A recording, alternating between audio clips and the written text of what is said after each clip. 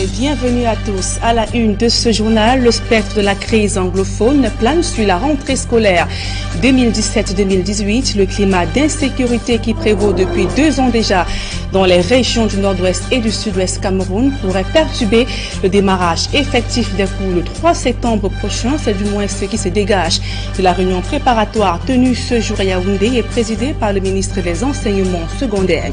Que se passe-t-il avec la gestion des fonds alloués pour la réalisation de la deuxième phase des travaux de la PD30 Est de la capitale économique du Cameroun? Le ministre du gouvernement donne sa version des faits sur ce financement estimé à près de 45 milliards de francs CFA. Le ministre Emmanuel Nganou Messi, face au flot observé, crie à une manipulation et dénonce des allégations n'ayant rien à voir avec la réalité sur le terrain. Voilà pour le sommaire.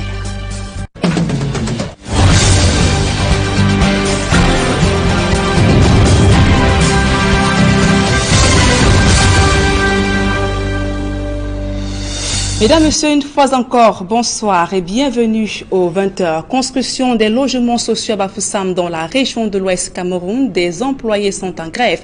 Ils revendiquent leur salaire depuis 2 mois déjà. Partis des 4 coins du Cameroun, ils vivent dans une précarité. Nos reporters sont allés toucher de près la promiscuité de ces employés abandonnés. Et voici le reportage. Sur le chantier des logements sociaux de Bafoussam, des employés de la société de sous-traitance NAF Service sont en grève depuis 1 mois et leur réclament des arriérés de salaire. On a eu à travailler depuis 4 mois que nous sommes ici. Si on n'a pas eu de salaire, on a donné 2 petites avances pour envoyer l'argent des biens à nos familles. Et avant qu'on le donne, il faut toujours gréver. Après les Chinois, les Libanais s'installent. Donc nous allons commencer à travailler. Nous sommes les tout premiers à nettoyer le chantier. Même l'argent du nettoyage. Jusqu'aujourd'hui, nous ne l'avons jamais eu. Les travaux qui ont évolué ici, c'est déjà assez nombreux, c'est déjà beaucoup. Et l'argent ne sort pas. Qu'est-ce qu'on va donc faire alors? C'est là où nous sommes coincés. Pour exprimer leur colère, faute de paiement de leurs droits, ils ont barricadé l'entrée du chantier, scellant magasins en matériel et bureaux du personnel de la société libanaise Alliance, maître d'œuvre du marché. Nous, on ne fait plus partie de la société, mais on refuse de nous donner notre argent. Depuis 2 semaines, les Blancs ne passent même plus. Hier, la gendarmerie est arrivée. En arrivant ici, nous avons seulement promis à prison. Limogé et sans un sou depuis des mois, la soixantaine d'employés partis des régions reculées vivotent ici, passant des nuits blanches sur des matelas de fortune, avec dans un coin quelques ustensiles servant à cuire leur repas sur ce foyer. Moi qui suis jusqu'à de Boya, je vais entrer de Boya, fait 4 mois ici. Je vais entrer à Boya que j'étais où? J'ai expliqué à ma femme que j'ai travaillé, l'argent on n'a pas payé. Elle m'a dit non, j'ai joué la vie ici avec les femmes. Et tu as l'argent, c'est rentré. Même ce qui, personne ne va croire. Dans mon propre pays, je suis maltraité comme ça combien de fois à l'étranger. Fin d'esclavage. L'esclavage a fini depuis. Et je n'arrive pas pourquoi il y a encore l'esclavage à Bafoussam. Sans le minimum de confort, pas de toilette ni eau courante, un seau et un bidon pour s'approvisionner en eau douteuse. Pas 10, pas 100, presque 200 Camerounais qui sont arrivés ici. Beaucoup sont tombés malades à cause de cette eau. Quand ça ne va pas, je bois ça, je mange le lait et puis je continue à suivre, espoir que ça va changer. Vous arrivez au chantier, l'eau vient après 2 mois une fois. Et ça fait, dès que ça vient, ça autre 2-3 jours, c'était bon, ça repart. Endettés jusqu'au cou auprès de cette boutiquière, tous sont désormais persona non grata ici. Le crédit étant désormais mort et enterré pour eux. Pour comprendre le fond de l'affaire, nous joignons au téléphone le patron de NAF Service. Il ne souhaite point s'exprimer. Un sous-traitant vient étant engagé. Il travaille avec ses efforts. Après, soudain, on lui dit arrête le travail. Pourquoi? Parce qu'il commence encore à parler des affaires de décompte. Plus d'argent pour les ouvriers, plus d'argent pour lui-même. Qu'est-ce qu'il faut faire? Il plie sa queue. Il rentre lui chez lui. De sources bien introduites, NAF Service est ainsi le 6e sous-traitant sur ce chantier. Le petit jeu de la société libanaise Alliance, consistant aux ruptures abusives de contrats en fin de travaux et sous le regard suspect des autorités administratives de la région de l'Ouest. Que les autorités essaient de voir clair dans ces affaires-là. Nous voulons continuer à construire notre pays. Part dans ce sens, dans le bon sens. Lancé en 2016 pour 12 mois, le chantier accuse plus d'1 an de retard de livraison. Des lenteurs et grèves à répétition perturbent les travaux. Un chantier du plan d'urgence triennal muet en plan perpétuel d'esclavage et de souffrance, conclut ses employés. Et je vous le disais en titre, le ministre des Travaux publics s'explique sur l'affaire des 45 milliards de francs CFA investis dans la réalisation de la deuxième phase de la pénétrante est de la ville de Douala. Face à la presse à Yaoundé, le ministre Emmanuel Nganou Djoumessi a dénoncé ce qu'il qualifie de construction mensongère n'ayant aucun rapport avec la réalité sur le terrain. Marcelin Gansop et Emmanuel Diop. Comme il fallait s'y attendre, les journalistes ont fait feu de tout bois pour voir clair dans l'affaire de 9 km de route abitumée à 45 milliards qui a récemment fait les choux gras de la presse. Convient-il de vous faire connaître qu'à l'issue de l'appel d'offres, 16 propositions financières avaient été faites allant de 26 milliards 107 millions 203 460 francs CFA à 43 milliards 920 millions 26 485 francs CFA, toutes taxes comprises. Cette précision étant faite, le ministre des Travaux publics a balayé du revers de la main les allégations qui ont laissé penser qu'il s'agissait d'un scandale. Il ne s'agit pas de 9 km de route. Nous avons là 3 fois 2 voies, plus les 2 autres voies, une fois 2 voies, qui sont déjà là, qu'il faut reconstruire. Non, à la vérité, il s'agit d'aménager 27 km de chaussée. En plus, nous avons des ouvrages d'art absolument importants. J'ai parlé de 5 giratoires. Pour Emmanuel Nganou Djoumessi, il s'agit de constructions mensongères qui ne sauraient tenir la route au regard des réalités. S'agissant de l'allocation de 42 milliards 865 millions 502 435 francs CFA. C'est l'estimation financière résultant des études techniques. Elle ne saurait être le coût des travaux dès lors qu'il ne s'agit pas d'un marché à prix forfaitaire, mais d'un contrat à prix unitaire. C'est dire que le montant de 42 milliards, toutes taxes comprises, ne saurait être le coût des travaux puisqu'il n'a été connu d'aucune commission d'analyse et d'évaluation compétente. Bien plus, il ne résulte d'aucune proposition d'entreprise. Et le ministre des Travaux publics de justifier la conclusion d'un gré à gré avec Razel en lieu et place de la commande publique habituelle. Il a été rendu incontournable de livrer au plus tard, le 31 mars 2019, une chaussée de 3 fois 2 voies avec ses aménagements de fonctionnalité pour desservir le complexe sportif de Japoma. L'urgence entourant désormais l'exécution de ces travaux a fondé le recours demandé au mode de commande publique qui sied le mieux. J'ai demandé au ministre délégué à la présidence chargé des marchés publics de bien vouloir acter pour une entente directe. L'on dira contrat de gré à gré au bénéfice du groupement Razel-Bec, Razel-Cameroun. Le gouvernement informel Douala présentera bientôt un visage digne d'une capitale économique. Le deuxième pont sur le Vouri, les travaux sur les pénétrantes ouest et est sont autant de motifs de satisfaction. Et de nombreux projets structurants sont plombés à cause des lenteurs observées dans le processus d'indemnisation des populations expropriées. Et c'est le résultat d'une étude que vient de mener le Centre pour l'environnement et le développement. L'organisation de la société civile interpelle l'opinion nationale au moment où la révision de la loi foncière est un impératif. Marcelin Gansop, Élisée Borba, une fois encore. Entre les sous-évaluations, les discriminations et le non-paiement des indemnisations, les populations victimes d'expropriation pour cause d'utilité publique ne savent où donner la tête. Parce que l'homme Bagueli vivait de la chasse et de la cueillette.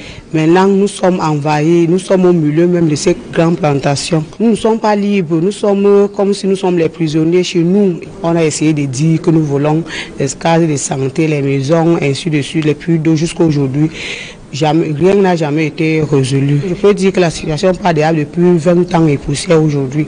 Aujourd'hui, aucun projet n'est épargné par les problèmes d'indemnisation, ce qui génère très souvent les conflits, eux-mêmes débouchant sur des blocages de chantiers et des livraisons tardives. Aujourd'hui, 2000 âmes sont appelées à déguerpir le site. Beaucoup se posent déjà aujourd'hui pour dire qu'ils sont là installés depuis avant l'indépendance du Cameroun. Comment un homme d'affaires peut venir arracher leur terre? Ils ont procédé au recensement des ménages. C'est pourquoi la commission d'évaluation des biens, nous on s'est dit en tant qu'organisation de la société civile, c'est pas Simengam qui doit évaluer. C'est fort de ces malheureux constats que le Centre pour l'environnement et le développement a décidé de braquer les projecteurs sur les forces et faiblesses des processus de compensation et d'indemnisation au Cameroun. On a beaucoup de communautés qui sont prêtes à se battre, qui posent des actes violents et on pense que tout cela est dû à une incompréhension et à un système qui peut-être ne marche pas aussi bien que ce que tout le monde voudrait voir finalement, parce que même pour les investisseurs, un système de compensation qui marche bien est une garantie de la conduite pacifique de leurs opérations. Et si les opérations sont ralenties, cela augmente le coût de l'investissement. L'encadrement juridique des expropriations pour cause d'utilité publique date de 1985. Rien à voir avec le contexte socio-économique actuel qui appelle plus que jamais une révision urgente de la loi foncière. Le processus de réforme de la loi foncière en cours est un processus capital parce que quand on regarde le Cameroun et qu'on voit tous les grands projets planifiés, on se dit qu'un système de compensation amélioré aidera beaucoup ces projets à se poursuivre sans encombre. En attendant, ce sont les populations victimes d'expropriation qui tirent le diable par la queue, comme on le voit dans l'exécution de plusieurs projets d'infrastructure. Des victimes qui n'ont presque jamais une issue de secours, après avoir été privées de leurs biens. Rendons-nous à présent dans la région de l'Est Cameroun, redorer le blason de la voirie municipale de Bertoin-Piteita. Tel est le défi majeur que devra relever le nouveau délégué du gouvernement de cette ville, Waman Bélé Alphonse, a officiellement été installé dans ses fonctions ce jour. Les populations dressent les attentes dans ce reportage de Benjamin Issam. C'est un soleil nouveau qui se lève dans la ville de Bertois. Waman Bélé Alphonse prend les commandes de la communauté urbaine de Bertois après 3 ans de cumul de Dieudonné Samba, conseiller spécial à la présidence de la République. L'originaire de l'arrondissement de Mandjou, homme de terrain, trouve une ville très assoiffée de développement. Vous-même vous voyez la qualité de la voirie, rien ne va à Bertois, même des petites routes où il fallait reprofiler, bon, personne ne réagit. Nous attendons beaucoup, vous-même vous voyez l'état de la ville. Que ce soit du ramassage des ordures, que ce soit de boucher les trous sur les routes. Et puis, même à côté de nous, là, la route qui relie le marché à la région, au sens interdit, là, vous voyez que c'est resté pratiquement 2-3 ans coupé. Le grand marché qui est au centre-ville demande à être décongestionné. A été décongestionné parce que vous-même êtes au courant de plusieurs incendies répétés ici au marché central. Depuis plusieurs années, le projet CD2 est encore à ses balbutiements. Jusqu'ici, des promesses en promesses, nous ne savons pas pourquoi ça piétine. Et puis vous savez que quand on vit dans l'incertitude, on ne peut pas faire des projets. Le CD2 a commencé son plan administratif sur le marché. Nous devons croire que les choses qui sont entrées dans la bonne direction vont se réaliser dans le prochain jour. Et en tant que citoyen, nous ne pouvons que lui demander de rendre Bertois comme la coquette, la ville la plus propre, afin que le vivre ensemble soit vraiment effectif. Le secteur des transports par mototaxi est presque à l'abandon. La remise de l'identification au secteur de mototaxi, au secteur d'encadrement de mototaxi, particulièrement au Sinamotac, puisqu'il faut le dire, par le passé, c'est le Sinamotac qui était l'organe qui avait commencé l'identification dans cette ville. Et nous l'avons bien et bien maîtrisé. Actuellement, nous constatons que notre secteur d'activité est un peu abandonné par l'autorité administrative, abandonné par l'autorité municipale qui est en charge de l'identification. Et malgré tous les requêtes que nous avons fait auprès de l'administration, nous sommes aujourd'hui sur le même point. À ces chantiers pressants viennent se greffer d'autres, plus urgents encore. Nous avons l'urbanisation à développer, nous avons le niveau de vie des populations à améliorer, nous avons le civisme même, en ce qui concerne le comportement de la citoyenneté dans notre localité. Nous avons les problèmes de lumière qui se posent avec l'activité, nous avons des problèmes d'eau à résoudre. Du pain sur la planche pour cet ancien cadre du ministère de l'Environnement qui devra compter sur son secrétaire général, Sabolo Dominique, et ses collaborateurs pour le redécollage effectif de la communauté urbaine de Bertoua. Nous lui apporterons tout notre soutien, sur le plan technique notamment. Vous savez, l'aménagement, la gestion de la ville repose essentiellement sur la direction des services techniques. C'est la raison pour laquelle nous pouvons rassurer toutes nos populations que la direction des services techniques de la communauté urbaine de Bertoua est déjà très fière d'accueillir le délégué du gouvernement. Avec un changement de mentalité, les populations sont appelées à appuyer l'œuvre délicate et difficile de Ouamane Bélé Alphonse à la tête de la communauté urbaine de Bertoua. Autre actualité au cœur de ce journal, menace la rentrée scolaire 2017-2018 dans les régions du nord-ouest et du sud-ouest Cameroun. Le climat sécuritaire qui prévaut dans ces régions du pays pourrait empêcher le démarrage effectif des cours le 3 septembre prochain. Constat fait au cours d'une réunion préparatoire tenue ce jour à Yaoundé et présidée par le ministre des Enseignements secondaires, Nalo Vanyonga, annonce malgré tout le paiement des frais de scolarité désormais en ligne. D'autres précisions dans ce reportage de Aïe Cyril Élisée Borba. À quelques jours de la rentrée scolaire 2018-2019, la communauté éducative égrène un chapelet de difficultés qui pourrait déteindre sur la reprise effective des cours. Accès difficile à certaines localités inondées à la rentrée, accès difficile aux manuels scolaires, consommation de la drogue et des stupéfiants en milieu scolaire, absentéisme du personnel de connivence avec certains chefs d'établissement, dégradation rapide de certaines infrastructures scolaires, dû au non-respect de l'exécution de l'aide de commande par les entreprises, dissimulation des effectifs des élèves par certains chefs d'établissement. Plus spécifiquement, dans les régions du nord-ouest et du sud-ouest, élèves et enseignants vivent la peur dans l'âme à cause de la crise sécuritaire qui se traduit par de nombreuses exactions sur le terrain.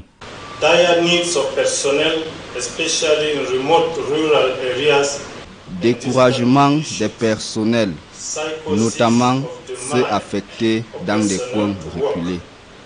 Désarmement moral des enseignants. Enlèvement des autorités administratives et des enseignants et destruction de leurs biens. Destruction des bâtiments et équipements scolaires. Menaces sur les enseignants qui seraient tentés de retourner à l'école.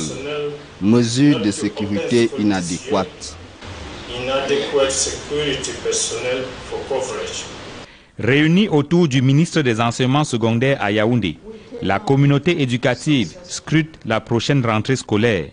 Une reprise des classes qui sera marquée par une innovation, à savoir le paiement désormais en ligne des frais exigibles. Le chef d'établissement va remettre à l'élève une fiche d'inscription provisoire ou un quitus en fonction de ce que les chefs d'établissement vont dénommer. Et cette fiche devra comprendre le nom de l'établissement, le code de l'établissement, le nom de l'élève, sa date de naissance, le motif de paiement.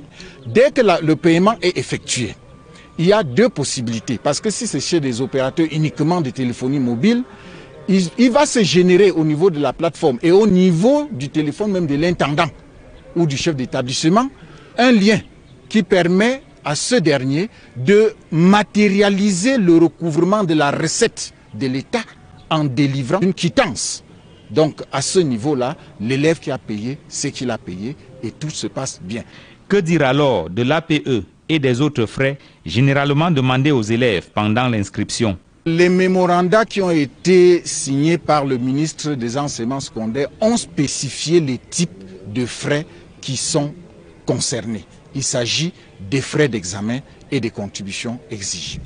Le maniement d'argent par les chefs d'établissement a souvent été à l'origine de nombreuses dérives dans les établissements scolaires. À travers le paiement en ligne, le ministère des Enseignements secondaires espère mettre fin à la distraction des fonds et au détournement des frais d'examen par certains responsables d'établissements. Ouvrons à présent le chapitre politique de ce journal, s'acheminant d'un nouveau tiraillement entre le sous-préfet de Douala Ier et le président régional du SIF pour le littoral. L'autorité administrative vient de prononcer l'interdiction de manifestation initiée par l'honorable Jean-Michel Nitieux, laquelle manifestation visait donc à dénoncer le maintien des bureaux de vote dans des casernes militaires. Comme l'année dernière, le SIF entend braver cette mesure qu'elle juge dangereuse pour les libertés publiques. Le reportage d'Innocent Abega, Donald Brice Kamgan.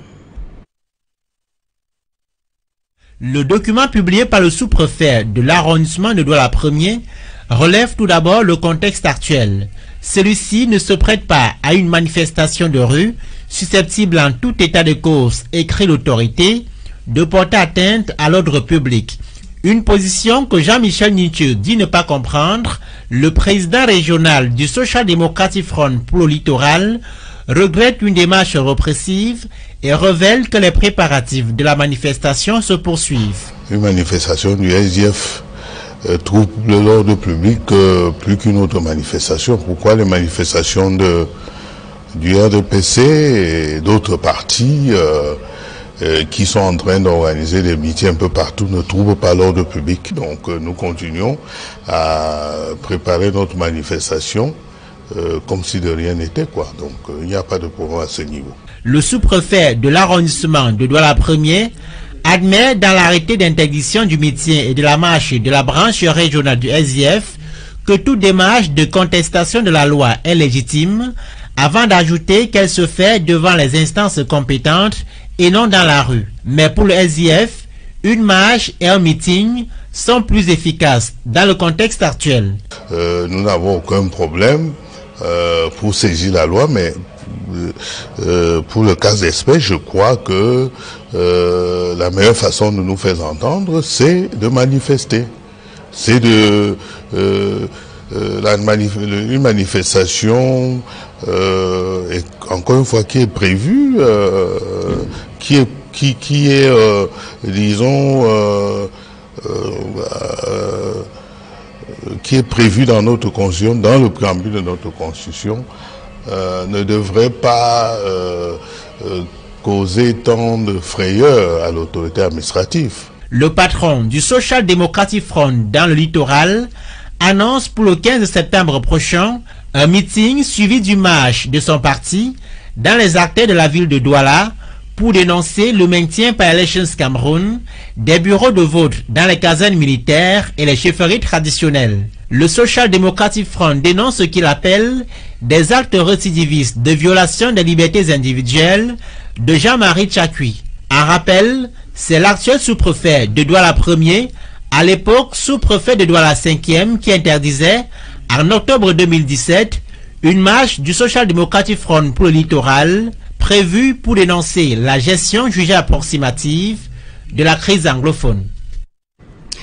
On parle de toute autre chose à présent, des soldats camerounais pour renforcer les forces onusiennes en République centrafricaine. Le ministre de la Défense, Joseph Betty Assomo, a rappelé aux troupes mises en mission ce vendredi le respect de l'honneur du Cameroun, bien qu'étant sous l'égide des Nations Unies. Le reportage de Aïe Cyril Élisée Borba.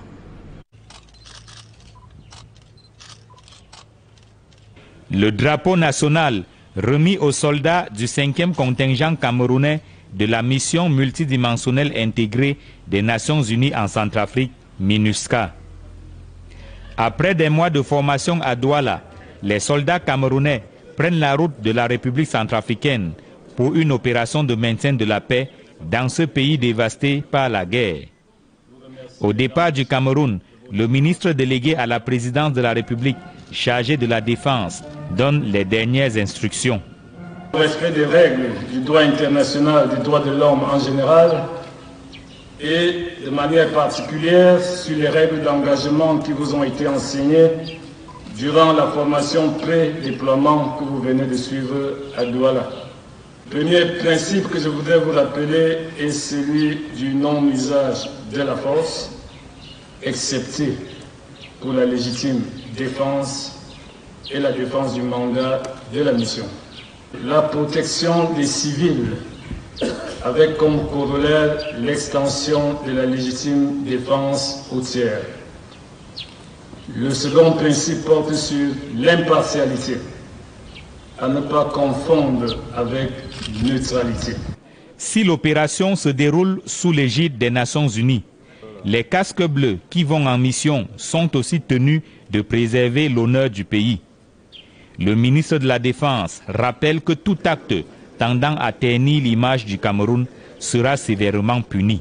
La tolérance zéro sera systématiquement appliquée pour tout acte d'indiscipline avéré.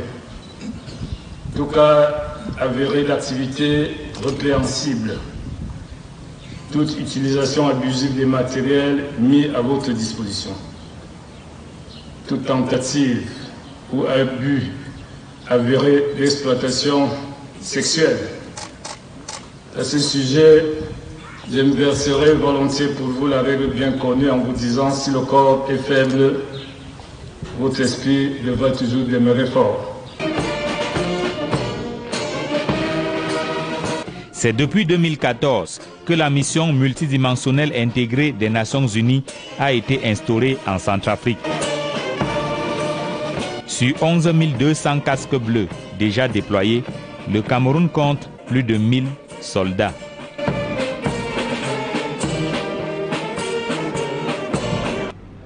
Et pour refermer ce journal, des hommages se multiplient depuis l'annonce du décès de l'industriel et homme d'affaires Kaji de Fosso à Bana, dans la région de l'Ouest où il était maire.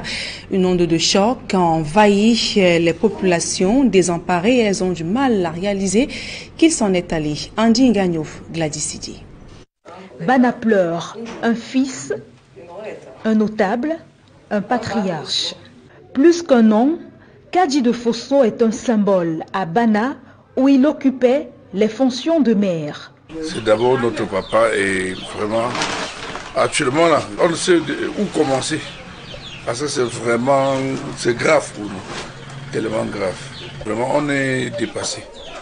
En plus de son grand titre de notabilité, il a été maire de Bana depuis plusieurs années. De près, on peut voir les réalisations du patriarche Kaji. Si nous allons un peu sur son slogan, il lui a fallu du temps pour construire Bana. Et là, je le dis si fort, le patriarche de Fosso a tant fait dans ce pays, et surtout à Bana. Nous allons souffrir du départ de Kaji pendant longtemps. Kaji de Fosso était aussi un philanthrope. Ses œuvres, dans la ville de Bana et dans la vie de ses habitants, ne se comptent plus. On a beaucoup bénéficié de lui. Et même les petits-enfants, chaque année, les cadeaux, certains même... Ça dit qu'à la longueur, vraiment, il faut répondre, faire un témoignage à son nom. C'est très long. J'ai accueilli la mort de papa Kaji avec trop d'inquiétude. Car ce monsieur m'a employé pendant 14 ans. Juste j'ai eu l'accident. Juste là, il m'aidait toujours. Vraiment, je suis dans... Je sais comment dire.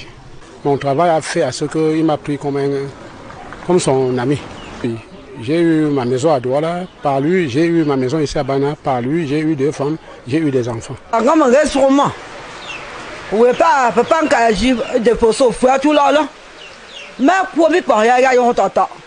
Surtout il y a la bonne toujours bon bayo ba yon ko ni wala je tout lambe pour sinja konku ya ba so pa yon be ba machine ha pa la ya yon tata mbala. Il laisse un bel héritage tel que le témoignent ses collaborateurs à la mairie de Bana. Nous constatons là qu'un baobab est tombé. Une bibliothèque s'est consumée. C'est une icône. C'est un grand homme qui s'en va. Et pour la mairie de Bana particulièrement, nous ne l'oublierons jamais, parce que ce qu'il a laissé est éternel. Les bâtiments dans lesquels nous nous trouvons là aujourd'hui, cet hôtel de ville a été offert gracieusement à la commune de Bana. Vous ne citez que ça. Mais c'est un grand homme qui quitte la scène. Mais au nom de ce qu'il voulait que nous soyons, que nous fassions, nous allons continuer ce qu'il a commencé avec les moyens qui seront les nôtres. Opérateur économique de renom, homme politique, patriarche, Joseph Kadi de Fosso est décédé à l'âge de 95 ans. Il aura marqué le Cameroun et l'Afrique tout entière par ses réalisations. Ici que nous mettons un terme à ce journal. Mesdames et messieurs, merci pour votre aimable attention. Dans un instant, retrouvez Serge Alain autour pour la suite d'Equinox Soir. Serge Alain. Voilà, merci Nadine Yambo. Dans le débrief, nous allons parler de cette réponse de Jean-Michel Nitieux, président régional du Social Democratic Front pour le littoral, à la mesure interdisant la tenue des manifestations qui projetaient le samedi 15 septembre 2018 à la salle des fêtes d'Aqua et dans certains artères de la ville de Douala. Et également la rentrée scolaire avec cette innovation, c'est-à-dire le paiement en ligne des frais d'examen. Bonsoir à vous, Nadine Yambo. Merci, Serge Alain. Bonne soirée à vous également.